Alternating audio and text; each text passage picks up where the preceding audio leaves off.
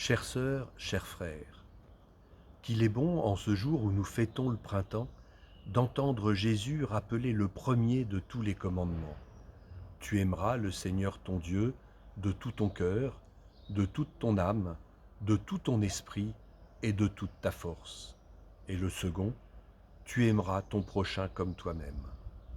Alors que nous sommes dans l'évangile de Marc, au cœur de nombreuses controverses entre Jésus et les autorités de Jérusalem, ce scribe anonyme qui interroge Jésus souhaite comprendre davantage l'essentiel de la loi. C'est un passionné de l'approfondissement de la Torah et cela nous interroge. Sommes-nous, nous aussi, des passionnés de la parole de Dieu, pour mieux la connaître, pour mieux en vivre? Ce commandement d'amour, aimer Dieu et aimer son prochain, doit être un guide pour notre vie. Il ne s'agit pas d'opposer l'amour pour Dieu et l'amour pour nos frères humains, ni de privilégier l'un en négligeant l'autre, mais au contraire de tenir les deux, parce que les deux ne font qu'un. On ne peut pas aimer Dieu si on n'aime pas ses frères. L'amour de Dieu, c'est celui que l'on reçoit. L'amour du prochain, c'est celui que l'on donne.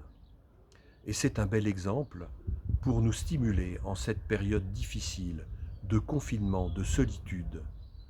Recevoir cet amour de Dieu et nous en nourrir, et donner cet amour en aidant les plus fragiles, qui sont les premiers touchés. Et je pense tout particulièrement aux personnes de la rue, aux personnes isolées, aux personnes âgées. Que les belles solidarités qui se sont développées se poursuivent pour témoigner de cet amour, amour reçu, amour donné.